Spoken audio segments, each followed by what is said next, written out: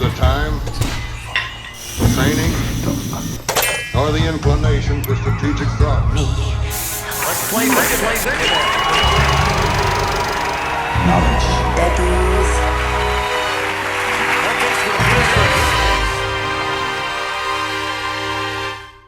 Control sexuality is right next to the region of the brain that sort of controls your feet, and that's why people have foot fetishes a lot.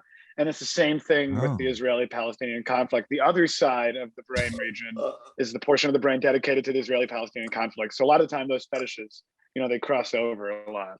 Yeah, I forgot to press record, so we just started. That's the very first thing that this is going to be recorded. Is you explaining that? Yeah, I saw that. I'm like, all right, we're going to start off hot.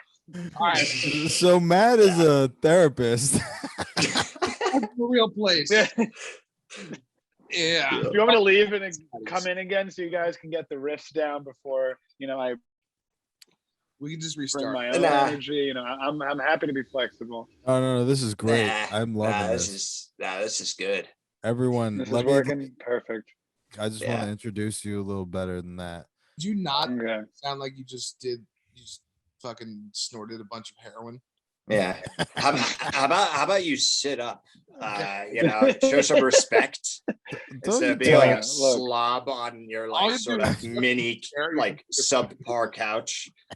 Yeah, man. I canceled sessions. There are people who are suicidally at risk for this podcast, man. You pretend that you're trying. The sacrifices. Just pretend a little bit. I'm pretending. Oscar, it's funny. This sounds exactly like my sessions. Just me yelling at people. Can you pretend that just you fucking try? But guess what, Matt? I actually do try hard in therapy. Dude, what happened to your hair? Shut. The first genuine thing he says, "Oh, look at his bald ass head." Steven Seagal. Listen, I'm going through a transition. I'm going from bald. I've been shaving my head bald for the past several years or more. And I'm trying to grow my hair back and see what it looks like. I'm excited for this next phase of your life, and I'm glad you used the term transitioning to fully respect the change that is coming and what it means for you. I'm transitioning I'm going to be a full-time comedian. And this is my theory. If I commit to have ridiculous hair, then my life will change around me. That's probably holding true. Back your act is like the lack of hair, Yeah. Well, I think Carrot Top. I take myself too seriously, and I'm like trying to look professional, but for the wrong profession, not the profession I want. That's the job you want, not the one that... Fair enough. Exactly. Yeah. I think that could work. I'm glad, we have a theory. We can test it out. That's science. That's all you can do. I believe in magic. How about Andrew? He's our guest for this week. Jesus fucking Christ. But the last thing, once you grow it out, you have to get a perm for the hair you have. So it's just really curly like that. I mean, it does come out kind of wavy anyway. All right. Well, perfect then. It's pre-permed. He was born permed. All right. Speaking of perms, this man has beautiful wavy hair. He's a therapist. I know him through Oscar. Oscar knows him through life. Through life. I've known him all my life. Matthew Valdespino. Yeah. Great to be here. Thank you so much. Thank you. There you go. How was that? How was that intro? Rating 1 through 5. I'll give it a 3.5. It was, you were gonna say lower. Yeah, you should. That's why you stopped yourself. You're like, what? And you're like, wait a minute. All right, guys, stop talking all over each other. This is not an orgy. This is a podcast. All right. No orgy. Just endless conversation. But what? That's the first question. What was your question? I can't hear you. An orgy. Have you ever been to an orgy? Your sound is a little weird. Is it? Oh, me. I have headphones. Yeah. Have you been to an orgy, Matt? No, I've never been to an orgy. I just started writing a screenplay about. See how quick he's pivoted that back to himself. That was impressive. Yeah, that was really It's impressive. great interview technique right there. It wasn't even about orgies. It was just like, It was. I'm writing a book. No, My it question. was. It was Matt, about. have you ever been to an orgy? Well, actually, I'm writing a new book about orgies. It's not about orgies. It's about like a dystopian steampunk future where these railroad security guards are in a throuple and they're looking for a country where that'll accept their throuple. Matt, as a therapist, what's wrong with Andrew? Maybe start with what's Right, not well, wrong with me. Yeah. I come from a strength-based approach. So I think Andrew does not have the worst narcissism I have ever seen. He, not even top 10, top 15. Probably. Thank you. Top 15. Yeah. Top 15. I haven't had a lot of clients. So Listen, honestly. Yeah. I've had multiple therapists tell me I'm not a narcissist. So Boom. Yeah. Here's And how another one often- telling you you're not that bad of a one. How often do you ask that question to them? Is it just constantly being like, I'm not a narcissist, right? tell me again how I'm not a narcissist. Yeah. Let me count the ways in which you are the narcissist. So how did you get into therapy, Matt? Well, I moved to Seattle a couple of years ago, and I was working like a bunch of random jobs, just trying to make money. And it was sort of related to, I started doing stand-up, and like I didn't like the fact that I had all these jobs that I was working at night, so I just wanted to find like a day job.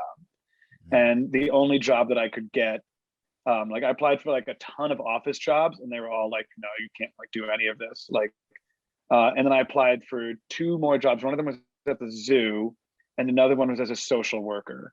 And the social work job got back to me first. So I think there's another life where I'm like a zookeeper. But yeah, I don't know. I just sort of liked the idea of just sort of, you know, like once I started doing the social work thing, people are just sort of brutally honest when they want you to help them. And I like that. I like that part of the job. I just want to say that, I mean, being a therapist is kind of like being a zookeeper because people who are mentally ill are basically animals. That's the clip for this week's episode. Yeah. That's actually that was actually like the title of my first paper in grad school is like the mentally ill, what to do with these beasts. What do you do with these filthy animals? Yeah, that's one nice thing about Zoom teletherapy. I've had so much less literal shit flung at me ever since I've transitioned to telehealth. It's been a huge reduction in that. Have you really ever had feces thrown at you? No, not thrown at me. I've heard it. I've been threatened with it, but I haven't had it thrown at me. I guess you can't just tell us the name of this person, can you? No. No, but can you break your oaths? I'll make up a name though. I'll call him like Andrew Steiner. So like, What kind of threat was it? Was it like, I'm gonna make you eat this shit? He didn't even like say anything. He just kind of like held it like this, like held the poop and just like screamed a lot. That's so the origin like, of the That's the origin of the Italian, like, I'm gonna flip you off under the chin thing. It's like they're supposed to be holding poop, but they don't do it anymore. Yeah. They got rid of that in the Medici's banned it. Before I that, do feel like you jumped a step into him having poo in his hand in general. That's how did he walk with it, or how did that come about? That's a pretty big jump. Yeah. Generally, we don't let patients in with the poop. So but unfortunately, like it's not like a knife. It's not like they need to bring it in from the outside. They can always just make it on their own. So he just went to the bathroom and then just came out with the poop. And he wasn't doing well, as you can imagine. But Can you say I was gonna what? call my supervisor. Can you say what his was he schizophrenic? What was his thing? Yeah, he was definitely schizophrenic. Yeah, he was definitely like some like real deranged psychosis. He was also schizophrenic. There we go. Oh, there you go. Don't This fucking guy. I can't help it. I can't help it, man. He said shit. It's funny. The word is funny. Yeah. Shit is funny. Okay, so Matt, so you were in Seattle. Mm-hmm. Is the depression thing in Seattle real? Yeah, definitely. Yeah. People are definitely just like, I mean, there's just like, it just takes so long. And that was also another part of it. Like living in Seattle, you're just like, especially coming from like the East Coast, where like, I think generally the culture isn't really aligned around like talking about your emotions. I think it's just sort of like, just get your shit done is sort of generally more important. And I think the West Coast has a bit more of just like, you know, touchy feely stuff of just like, let's just like take our time and think and like feel things out.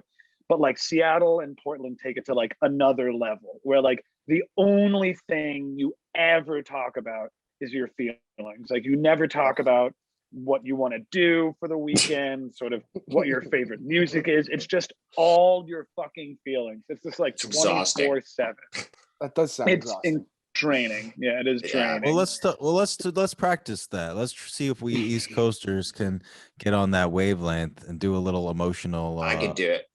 Expose. Oscar, you're a robot. You've not told us one emotion. No, but I'm just. I have known I Oscar for over 21 years, and the only emotion he has ever told me is confusion. That is like the only one that he has ever given me. That's my strongest feeling. Confusion. In Seattle, confusion about sharing of feelings. Confused about it. But Oscar, actually, no. I just wanted to say, no, I mean, you're obviously, you have joy right now. You're happy to see Matt, happy to be joking around. I can see that, Oscar. You're not. You're saying that like you're trying to see it, not like you see it. You're like, I could see that you're. It's like, I think you're. See, this searching. is what this is like.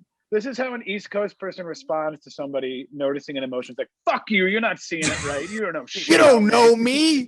You don't know me. You think you understand me? I got shit to do.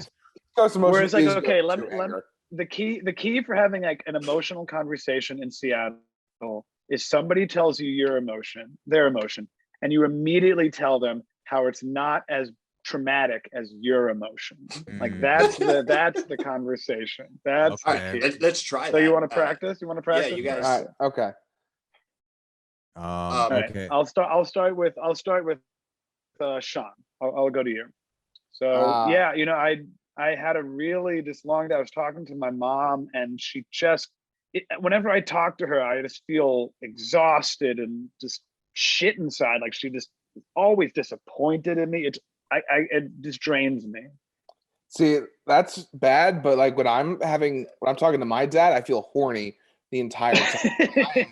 No, be real, Sean. Be real. I honestly could. I was trying to think of a real emotion. Yeah, because John, also that's not appropriate because I always have sex with your dad, so he's not horny towards you. And yeah, all right. That's actually really generous of you to sort of like make sure that instead of being horny towards Sean, he can like get all that out with you. That's a friend thing to do. Yeah, no, I'm fine with Andrew has sex with my dad.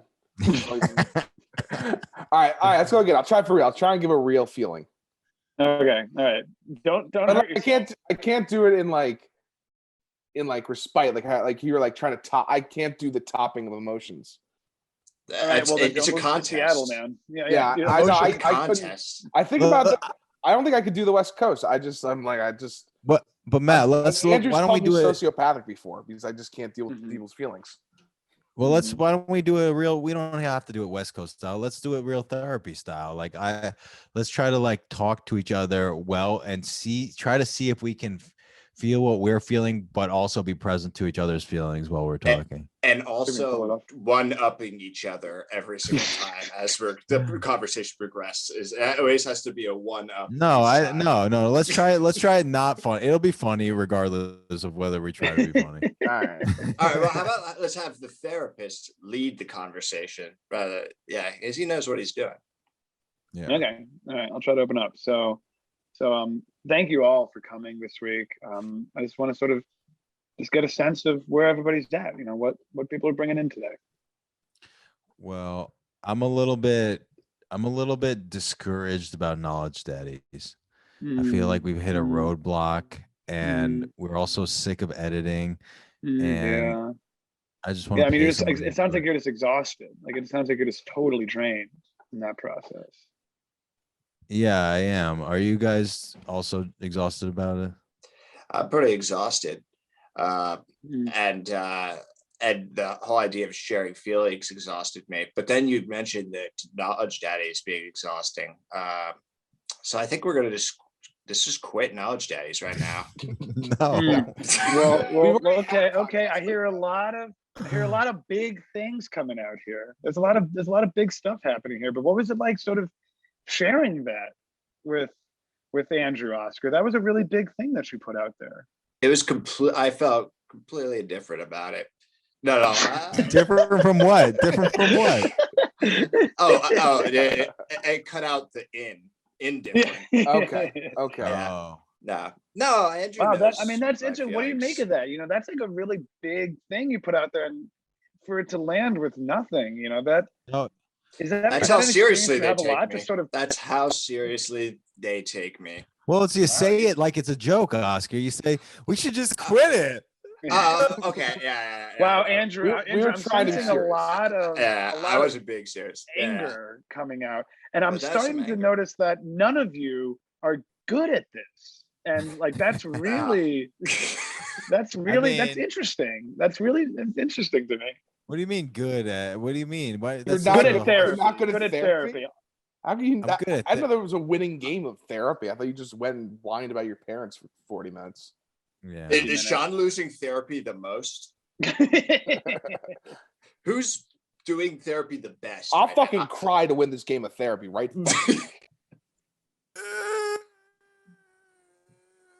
Right now, Andrew is definitely winning therapy. Oscar's the most aggressive, which is usually a good sign because he's the most scared. So that's good. And Sean, I don't super know what's going on with you and your therapy right now. Like you talked about having sex with your dad. So I think you're not anywhere. You're not in the room with us. Yeah, I'm trying to get in the room here.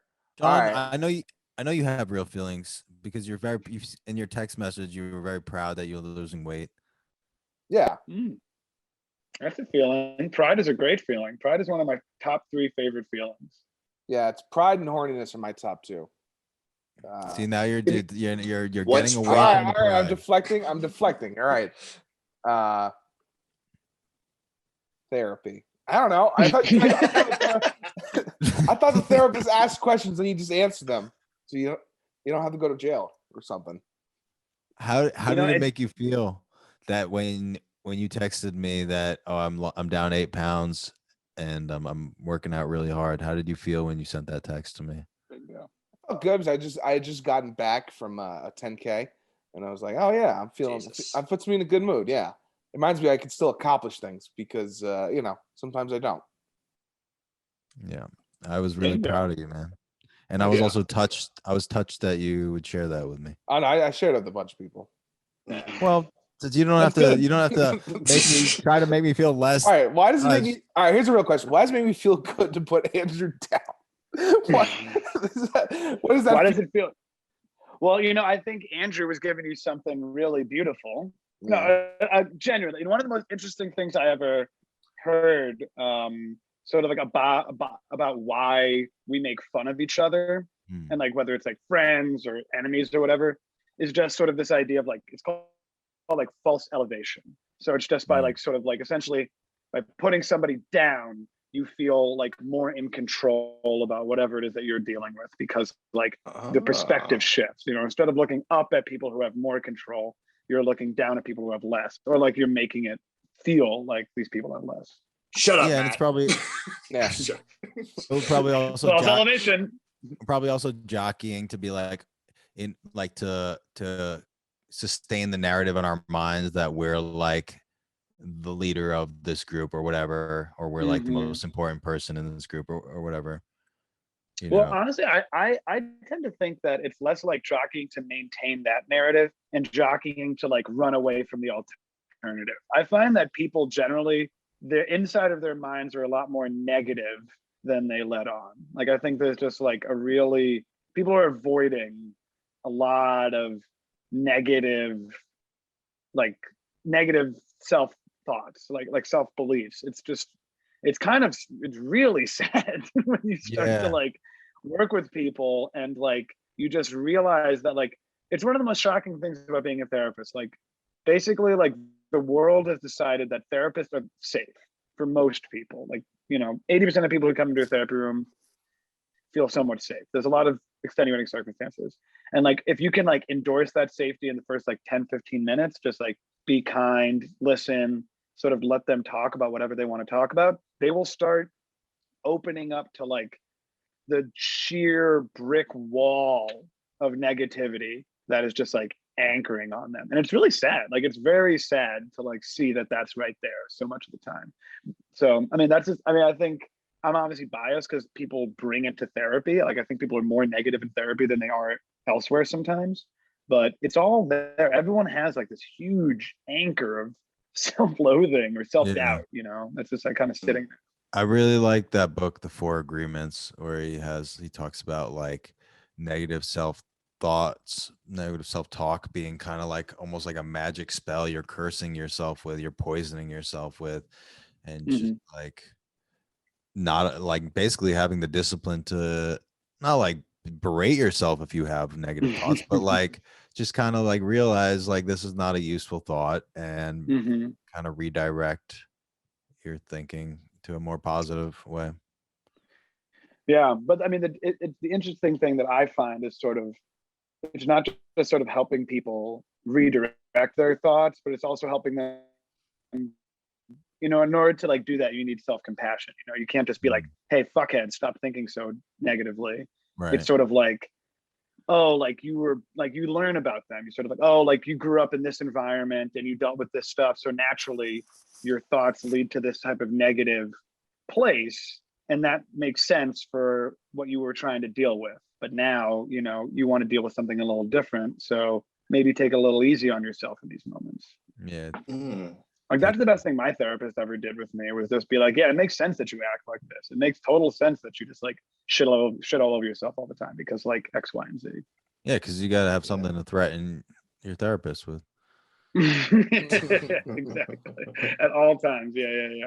That is one thing that most of my friends who are trying to become a therapist are also in therapy, and we often talk about what we can do to like absolutely scare the shit out of our therapist the most. Like, what is the one thing we can do to like really make them nervous? I mean, I think bringing a gun into a session would probably do it. But that's telehealth. It's just like, I can't scare them, like I'm only scaring myself. You start the session like this. Exactly. Yeah. For the listeners at home, Andrew is assuming the most erotic pose known to mankind.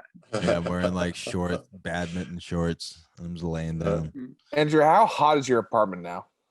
I mean, it's pretty warm. I had the AC on though. I have an AC. Right. Someone threw out an AC and I just took it. Probably cool. Big city living.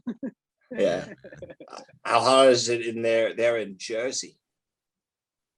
Oh, it's very hot. And I'm not even in my room. I'm in my roommate's room, and he has an AC, but I forgot to turn it on, and I don't want to disrupt the beautiful flow we got going on here.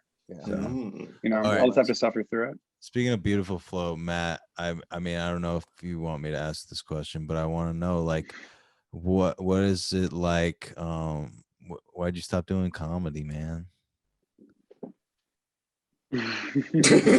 I fucking knew this question was coming.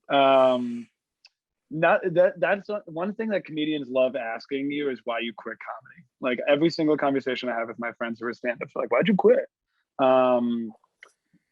I think it was interesting, stand-up to me, the culture and the people can be very nihilistic. No, terrible, but like beyond, not just terrible, it's just like the thing I loved about stand-up was that like people are trying to be honest. Like, I think generally speaking, like they're exaggerating it because they want it to be funny, but like they want to find a way to talk about themselves or talk about their life or talk about whatever they're thinking about. And I think a lot of people talk about this in stand-up, where it's just like they get obsessed with their fucking problems and obsessed with how shitty things are because that's like grist for the mill. And they get really myopic. I found myself becoming more myopic. I found myself being with people who are more myopic. And maybe that's like a difference between Seattle and, the East Coast. Whereas like, I think people in like, you would know more about that. I don't really know stand-up outside of like the West Coast. And it's so I mean, I think entertainment is myopic, but stand-up especially because it just forces you to be like, I got to do my own thing and everyone else can suck it. Whereas I think, like therapy and like mental health work is very sort of like, I don't know, there's an acceptance that is kind of at the root of everything. It's just sort of like this work towards sort of, being where you're at, being where other people are at, not really like imposing yourself on anybody and not even imposing yourself on your own life in an interesting way, where I think stand-up is about like, like trying to write your name in the clouds and seeing if everyone can fucking look at it, and I kind of got sick of that shit. Yeah, it can be like very, I mean, in a number of ways, very discouraging and also very, narcissistic and very, like you said, myopic. And I mean, so sometimes I do like think, oh man, I wish I could do something where I'm just like, there's no doubt about it, I'm helping people. Yeah. I mean, I think it's interesting, because like, I definitely have a doubt about if I'm helping people. Like I certainly doubt that regularly. Oh, word. I think the best thing about switching from stand-up to therapy is just like knowing that people are really, I think the first job I ever had was in like politics, and it was just sort of like going, trying to like sell politics door to door, like trying to fundraise and shit. And that was just like all hyperbole and lies. Like it was just like, how the fuck can we scare the shit out of people the fastest so that they can give us the most money? And I was like, wow, this is insane. And then stand up was like this, I was sort of wanted something to feel kind of honest after all that. And stand up felt more honest than anything else I knew. And then I think therapy is like the next step in honesty. It's like, I think it was honestly this one stand-up show that I used to run a lot was like only riffs. It was like you came in, it was like an open mic and nobody could do any prepared material. I think I did it. Yeah, I think you did do it. Yeah, Naked Brunch. Shout out. Yeah. I'm gonna plug a dead show. No, that's a stand-up, baby. I still got the instincts, baby. And I think I just started to really love that. That became my favorite thing about stand-up, was just like riffing with other comics. Like that was like my absolute favorite thing in the world. And I sort of realized at that point, I didn't like the writing, the perfecting your jokes, the sort of like, getting all the beats down. That part was like pretty hard for me. I didn't quite have the like discipline to like hack away at a joke that much. And it just like felt like I was like, the more I crafted a joke, the less honest I felt, basically. And it got harder for me to do that kind of work. I came to that same place at one point, and I was just like, I'm just gonna improvise all my material from now on. And sometimes it would go great. I did that for like 6 months. Yeah. And sometimes it would be really I remember I was doing that, and then I did this one show that was like, you have to get high first, and then like you go on, you do a set sober, and then you come back and you do a set high. And I was just like in this period of stand-up where I'm like, I'm just gonna riff everything. Nothing is prepared. This is gonna be real as fuck. And then I was just like high and terrified. I think I like took a little bit of shrooms too. And my God. I went on stage and I was like, oh, I'm gonna tell them exactly how I'm feeling. And I'm just like, I'm in a nightmare, and no one laughed. And I was like, all right, cool. This is going terribly. I really am in a nightmare. I really am. You're making it worse. Fuck you. Fuck you. Oh my God. Yeah, exactly. I do think that every mental patient should do stand-up. I think it is one of the best things you can do. I thought every mental patient did do stand-up based on all my interactions with I ever met. I think it's every stand-up is a mental patient, but not every mental patient is a stand-up. I think that I think that's fair. There's a therapist in New York that my buddy Joe goes to, or used to go to at least, who's like specializes in comedians. Like all of his clients are like pretty professional, semi-famous comedians. That's interesting. That's great. Yeah, it's pretty interesting niche. If you could pick up like a type of person to be their therapist, who would you pick? Say that again. It kind of broke up. Like, what would your niche patient be if you could pick? angry 8-year-old boys. Ooh. Ooh. Yeah, they're fucking hilarious. Yeah. I had one patient, we were like drawing a picture, and it was like a bunch of monkeys at the zoo. And this one monkey he gives like a bikini, and another monkey he gives like a tie. And he's just like, they're getting a divorce. And I was like, wow, this is good. This is perfect. This is, something tells me his parents aren't doing too well. And so there's like, yeah, they're mad at each other. And all of a sudden the monkeys, he starts covering them in like yellow. And he's like, they're peeing on each other. And then he starts covering them brown. He's like, they're pooping on each other. And then he starts covering the entire picture in brown and yellow. It's like, they're pooping on everything. And that little boy's like, name wow, is, okay. that little boy's name is Andrew Steiner. I did go to therapy when I was young. They put me in therapy because I was getting in trouble and my parents were divorcing, but I don't remember it being. Do you remember anything? I do kind of remember it. I remember going to therapy with my mom and my dad once, like around the time they were getting a divorce. And my mom was crying. I guess I left for a second, then I came back in. My mom was crying, and they're like, "Do you know why your mom is crying?" And I was like, "They're happy tears."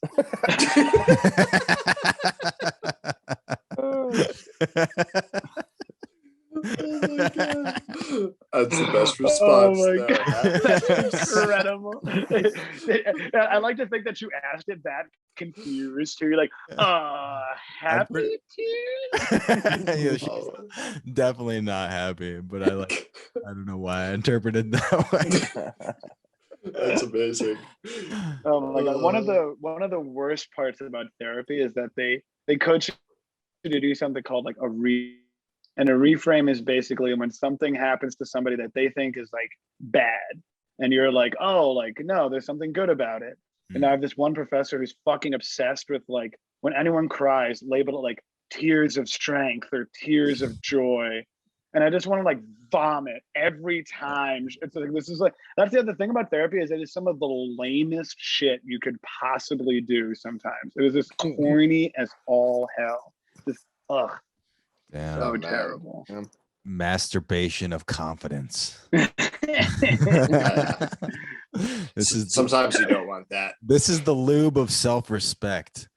It's pretty accurate. And you just want to get it all over your turgid self-doubt. The turgidness of doubt has been lubed up with the lube of self-respect.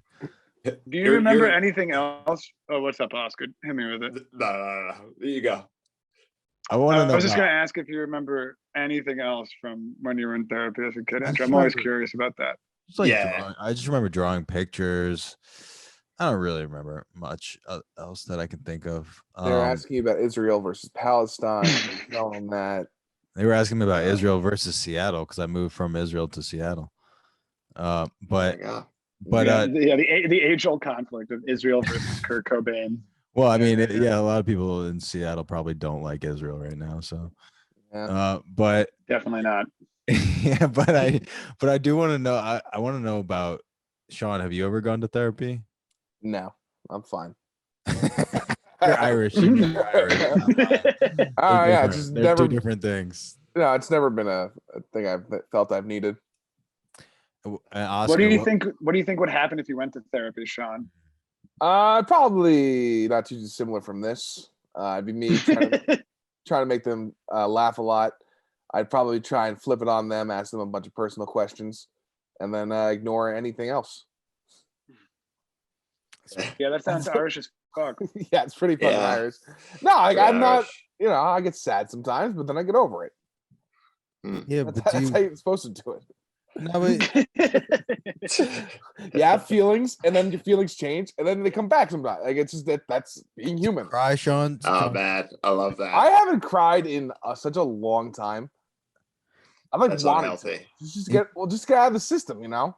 Yeah, you I gotta like cry. how you're trying to like justify that you don't need therapy by talking about how long it's been since you cried. Like that is like the clearest demonstration that you can use it. Well, like I'm just like I mean I've stubbed my toe and that's hurt, you know. What about Are there any songs that make you cry, Sean? Great I like. question. I don't. Well, I mean, I'll get welled up in songs and stuff, but they're usually like happy songs. You know what song makes me cry? Happy birthday. Solitaire by Wilco.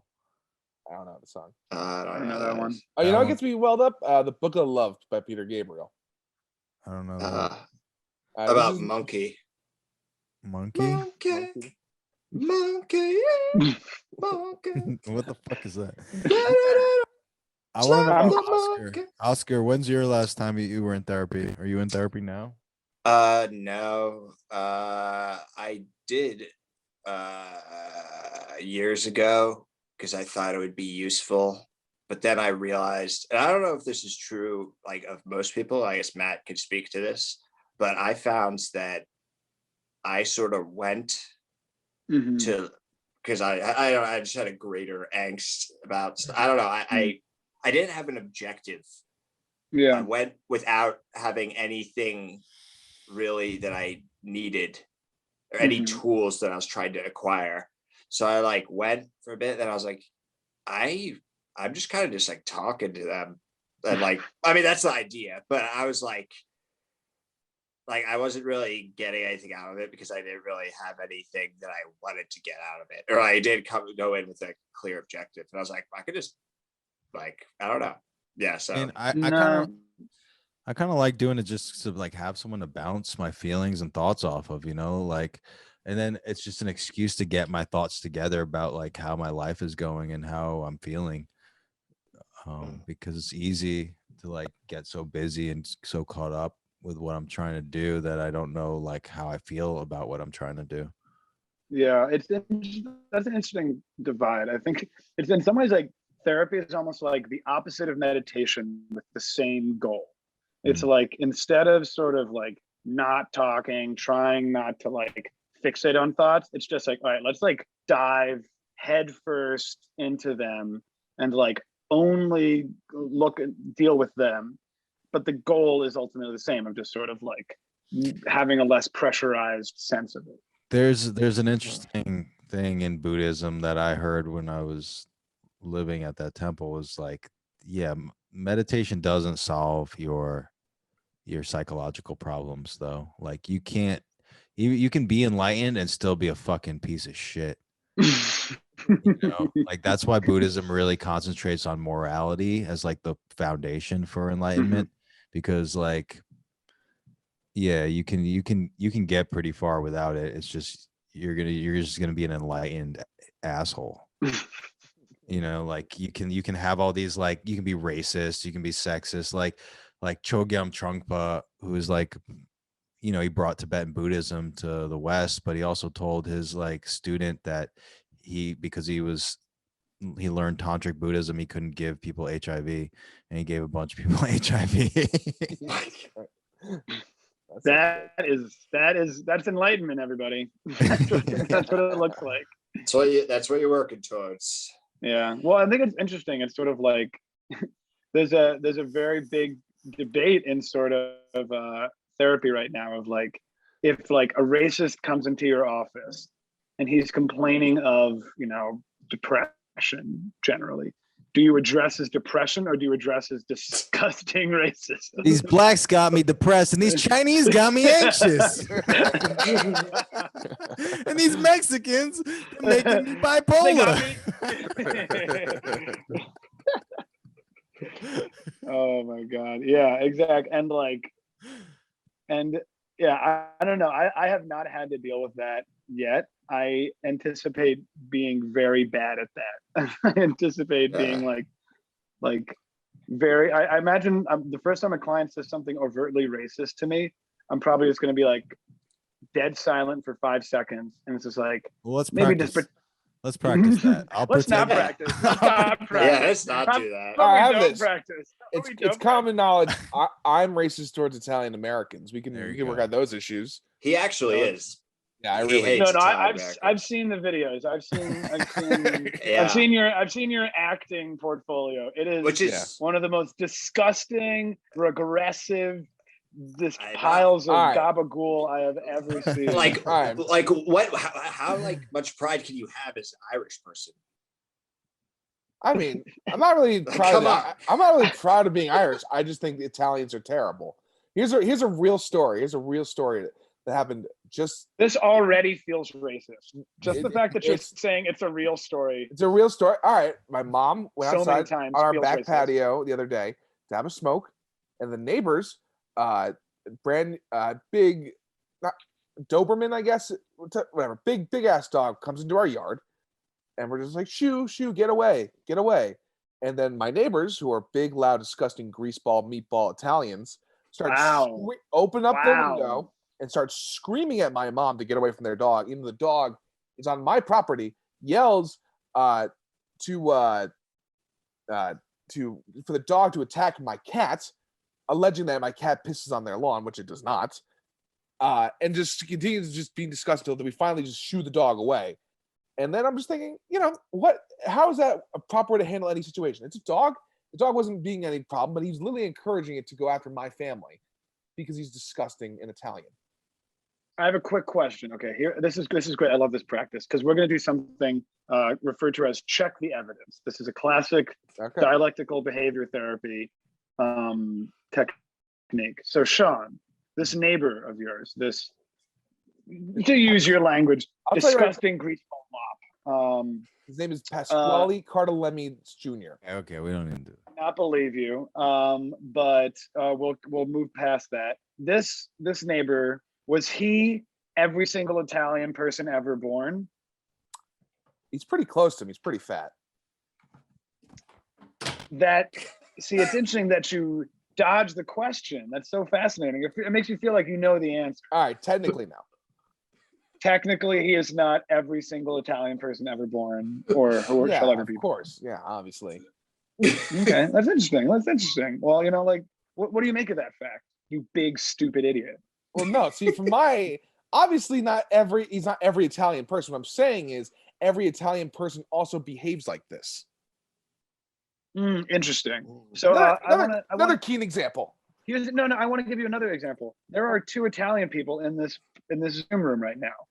All right, we both actually attacked you pretty heavily throughout this podcast. That's a bad example. That's true. That's not a great example. That's not good. That one's on me. You just proved me right. Like, I've won this argument. Yeah. Wow. So, yeah, interesting. No, this is great. I love being challenged in the therapy room. That means go ahead. Keep all right. Keep trying so you have been yelled at by every single Italian person that I've ever met. Yes. Okay. How many have you met? Every single Italian person? Not every single one, but it's a large enough sample size. This is using science. No. It's calculable. Did Nick or Marcy yell at you? No. Who's Marcy? Fascinating. Marcy's Nick's wife. Remember when you did a guest spot on my show? And Nick, your girlfriend. Nick did yell at me when we did. No, he didn't. No, he didn't. We did. No, I thought the show at the fucking table episode. He did. Yeah. Well, you put polyurethane. Yeah, that one wasn't middly on me, but also he did. Interesting. And I just want to pause this and really appreciate how you took blame for initiating. No, I take blame when I'm wrong. But interesting. So we have a couple of Italian. We have 2 Italian people who have not yelled at you. What does it feel like, sort of thinking that there might be more Italian people that may not yell at you? Again, you say I'm saying Italian Americans. There's a big Italian American people. Okay. Well, what does it feel like thinking that the Italians will yell at you too? Yeah. You just want to understand it. Yeah. What about Jess Grippo? She's not Italian. She is. Her last name's Grippo. Yeah. Yeah, but I feel like the pool's been distilled enough at that point that she's fine. What does that mean? All right. I think this is getting clinically dangerous. The depth of this young man's racism is endemic. I think this is a intergenerational crisis that he has been raised to not appreciate the contributions of Italian Americans. My parents are actually fine with it. This starts with me. They're always like, you give them too hard of a time, and I'm like, no, we don't give them hard enough time at all. They introduced crime to this country. That's a fact. Organized crime came from Italian Americans. They started the plague on this country. The first crime. Where did Christopher Columbus come from? Italy. But we kicked him out. I want that to be known. Yeah, after you caused a genocide. Before we didn't. Yeah. See, no. Okay, this is a classic trick when I fall for. He's trying to intellectualize with me. I'm trying to keep it in the emotion. All right, this you can go back to emotions. I'm saying my emotions come from the logic of it. Interesting. You know, there's a I'm lot not of research that I give every Italian American a chance, and they squander that chance almost instantly. It's interesting. You know, I'm Italian American, and I wonder if some of this anger is actually really directed at me. Are you angry at me right now, Sean? No, I'm not angry at anybody right now. I'm having a nice time. I'm just explaining my feelings in therapy. I can see you're angry. Also, this isn't therapy because you're not paying me. Oh, well, I'm not going to pay for therapy. What are you nuts? All right, well, I'm going to start doing a much worse job. I'm going to do an even worse job. It's hard to believe. Oh my God. So rude, Sean. No wonder Italians hate you. Yeah. Have you ever thought that you're an incredibly rude person? And maybe that's why they act poorly. I always say my please and thank yous.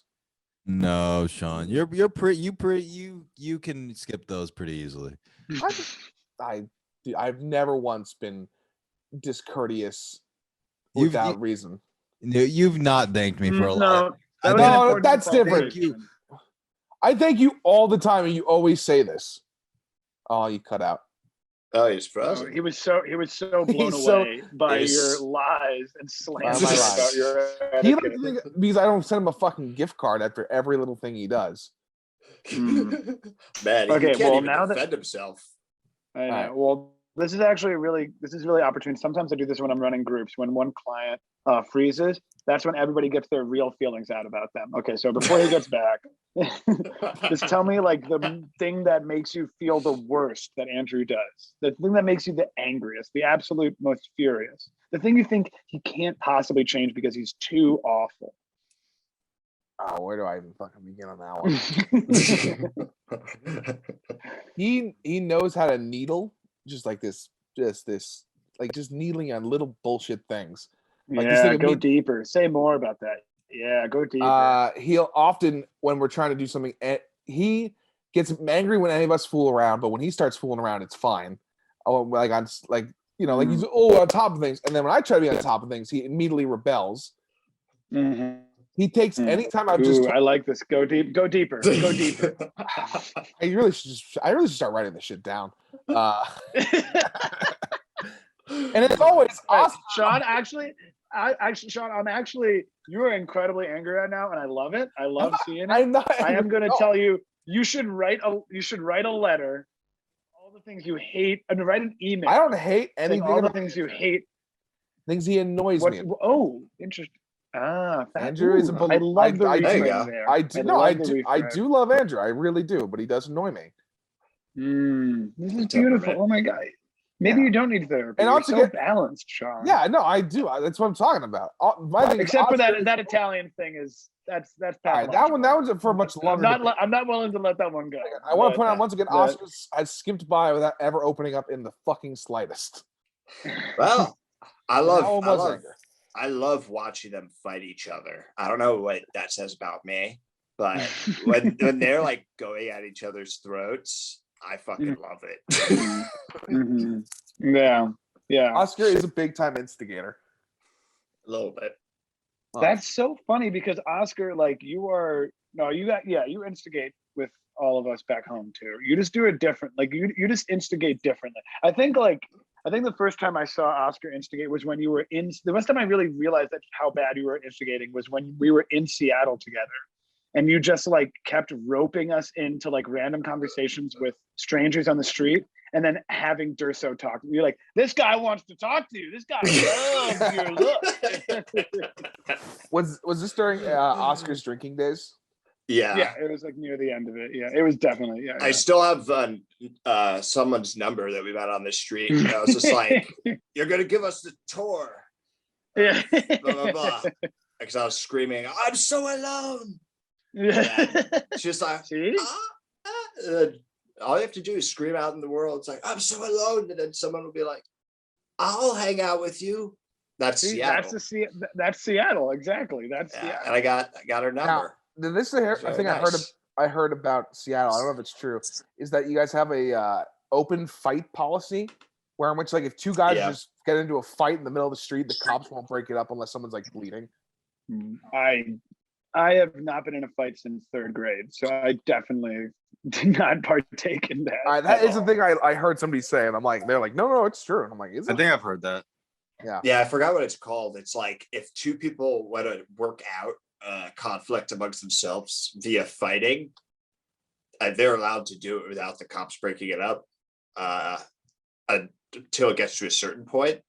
I could be completely full of shit, but I heard something I've heard similar. this too. Yeah, like where it's like it's like two guys can be like, "Are we fighting?" Yes, and they just fight until one of them, I guess, dies. I don't know about that, but or like submits or something. I don't know. But I got an important question.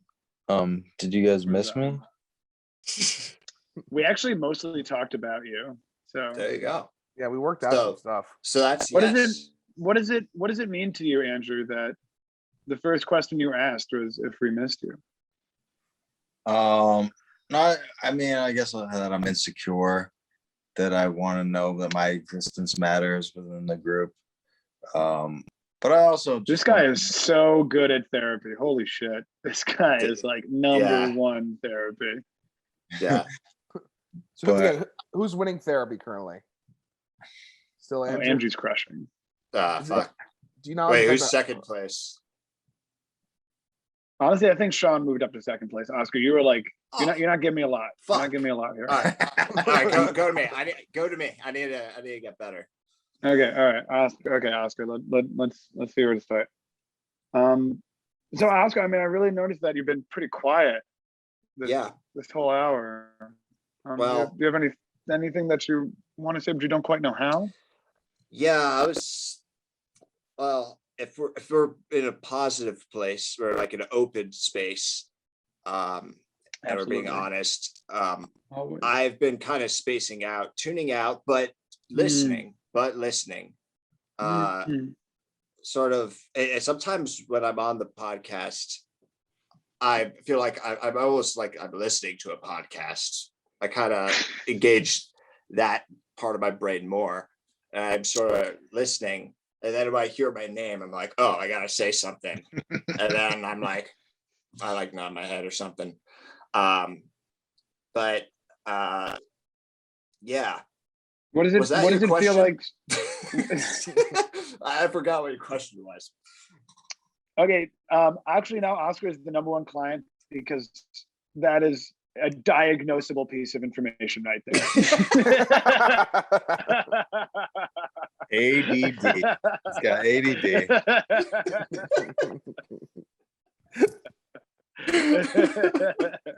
I have never been so convinced so fast that someone has pure ADD. That's no right, hyperactivity, baby. just pure attention deficit. That's right, baby. I'm pure ADD over here.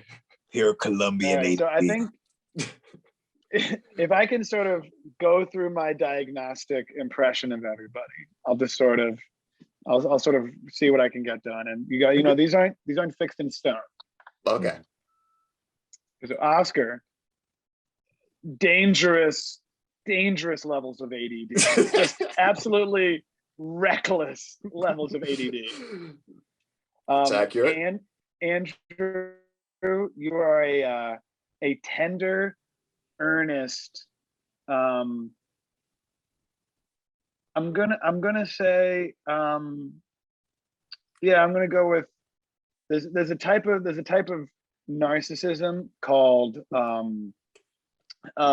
explosive narcissism, where it actually no, that's not right at all. No, because I came in very ready to call you a narcissist, just because like you talk the most on the podcast, but I actually think that what you've given me today was so vulnerable and so real that I'm just gonna, I'm gonna upgrade you to borderline personality disorder. What? So That sounds worse. That seems worse.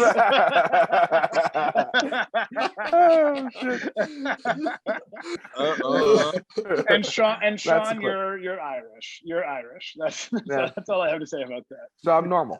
That's all I need to pretty hear. right. No, that's not at all what I said. That's what I heard.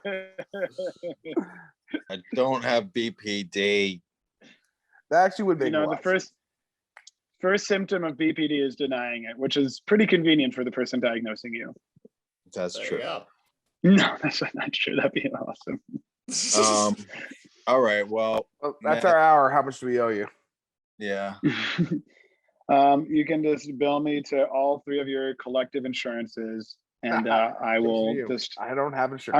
I'm gonna crank it. And also, by the way, all of you guys are gonna have schizophrenia because that bill's at the highest rate. As a heads up. Oh, well, you don't exist, so I'm not going to send you my insurance. Do you want people to find you, seek you out for therapy or something? Absolutely not. If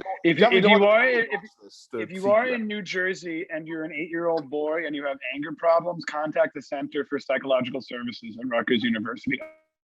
All right. Yeah. And shout out to anyone who's listening that's at Rikers. Matt will be there. Rutgers. What Rutgers? Oh, Matt froze.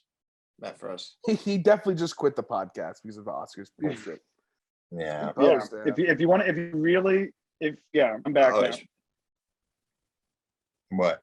Right. Oh. Yeah. I'm back. I shouted out at Rikers. I mentioned that. I don't know. If this podcast has convinced you somehow that I am the one that is going to fix your problems, commit a felony in New York City, and then I'll see you next year. There you go. You like Whoa. All right. Is that a face thing? Nope. It's just me. Pushing my forehead down. All right. Well, on that disturbing image, borderline personality behavior. No, it's not. Why would you say that? all right, Matt, thank you so much for being on the podcast. Thank you. Andrew, What?